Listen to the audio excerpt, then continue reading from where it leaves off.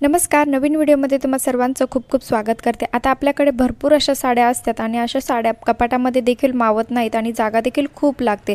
तर तुम्हाला यानंतर कपाटाची देखील गरज पडणार नाही अशा पद्धतीच्या आपण या ठिकाणी साड्यांच्या घड्या मी तुम्हाला घालून दाखवणार आहे.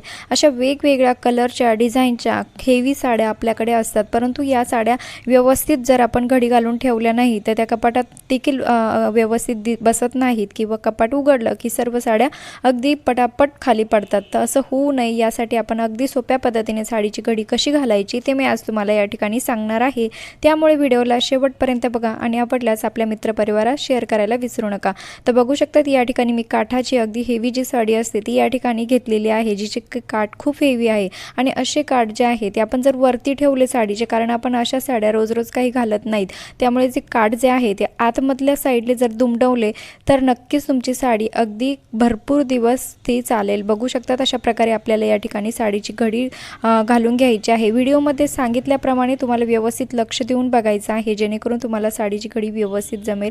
अशा पद्धतीने आपल्याला या ठिकाणी साडीची फोल्डिंग करून घ्यायची आहे. जे काठ आहे ते अशा प्रकारे आपल्याला वरच्या साईडला ठेवायचे आहे, परंतु जी काठ आहे ती मी आतल्या साईडला अशी दुमडून घेणार आहेत, जेणेकरून जी घडी आहे ती दिसायला देखील छोटी बनेल आणि कपाटामधून आपली साडी जर पडली कदाचित तर ती जी घडी आहे ती उलगडणार देखील नाही. बघू शकतात अशा प्रकारे आपल्याला अगदी छोट्यात छोटी या ठिकाणी मी घडी घातलेली आहे. जर तुम्हाला देखील कपाटामध्ये जास्त पसारा व्हायला नको असं वाटत असेल तर अशा पद्धतीच्या जर तुम्ही साडीच्या घड्या घातल्या, कितीही हेवी काठाच्या जर साड्या असेल तर अशा पद्धतीने जर तुम्ही साडीची घडी घातली तर बघू शकतात फक्त हाता इतकी ही घडी तयार झालेली आहे. आय होप की ही ट्रिक आवडली असेल. आणि हो, तुम्ही हा व्हिडिओ कुठल्या गावातून किंवा शहरातून बघत आहात ते देखील मला कमेंट्स करून नक्की कळवा, जेणेकरून मला कळेल की माझा व्हिडिओ कुठे कुठे पोहोचला ते.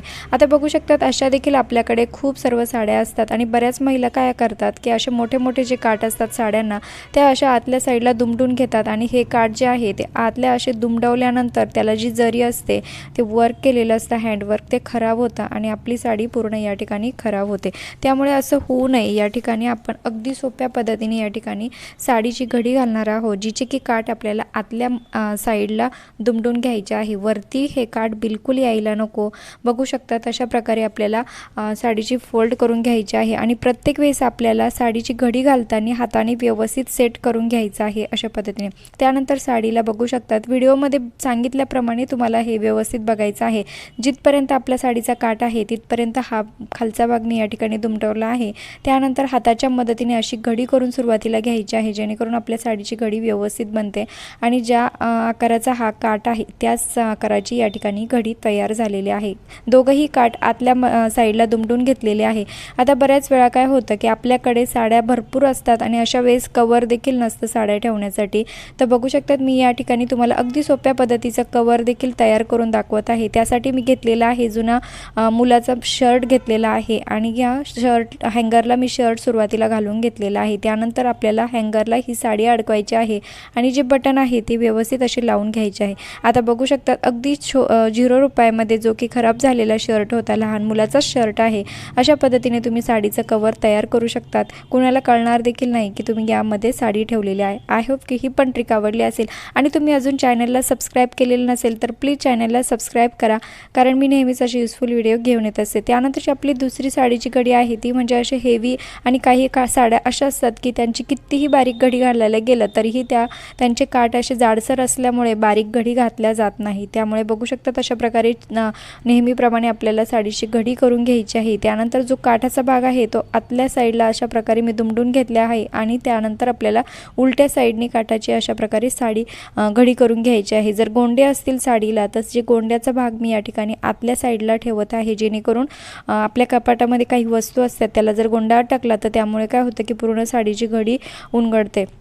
अशा पद्धतीने आपल्याला या ठिकाणी साडीची घडी घालून घ्यायची आहे. आता याचा जो काठ आहे तो अगदी हेवी असल्यामुळे मी अगदी याचा काठ आतल्या साईडला दुमडून घेतलेला आहे. जर तुम्ही व्यवस्थित असा व्हिडिओ जर बघितला तर तुम्हाला नक्कीच हे समजेल. बघू शकतात अगदी सोपी प्रोसेस आहे, कुणालाही जमेल आणि यानंतर तुम्हाला कपाटाची देखील गरज पडणार नाही, कारण ज्या साड्या आपण व्यवस्थित जर घडी घालून जर ठेवल्या तर त्या इकडे तिकडे देखील पडणार देखील नाही आणि पडल्या तरी त्याची जी घडी आहे ती उलगडणार नाही. आहे. आणि बघू शकतात मी जितक्या पण साड्यांच्या घड्या घालून दाखवत आहे त्याची घडी अगदी छोटी आकाराची या ठिकाणी तयार होत आहे.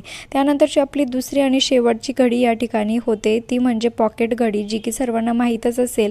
परंतु अशी घडी घातल्यानंतर तर आपल्या कपाटामधल्या ज्या साड्या आहे अगदी सेट राहतात, बिलकुल घडी उलगडत नाहीत. बघू शकतात अशा प्रकारे आपल्याला साडीला वरच्या साईडला फोल्ड करून घ्यायचा आहे. खालचा भाग देखील असा छोट्या छोट्या आकारामध्ये आपल्याला फोल्डिंग करून घ्यायचं आहे. त्यानंतर आपल्याला जे समोरच्या साईडला एक पॉकेट तयार होतं, हा उरलेला भाग त्या पॉकेटमध्ये घालून घ्यायचा आहे. आणि तुम्हाला यापैकी कुठली घडी जास्त आवडली ते देखील मला कमेंट्स करून नक्की कळवा. आणि व्हिडिओ थोडा जरी आवडला असेल तर प्लीज लाईक करा, कारण तुमच्या एका लाईकमुळे मला खूप जास्त मोटिवेशन मिळत असतं. बघू शकतात अगदी आरामात आपण अशा भरपूर अशा साड्यांच्या घड्या व्यवस्थित कशा घालू शकतो ते मी आज तुम्हाला सांगितलं आहे. आय होप की व्हिडिओ आवडला असेल. प्लीज लाईक करा, शेअर करा.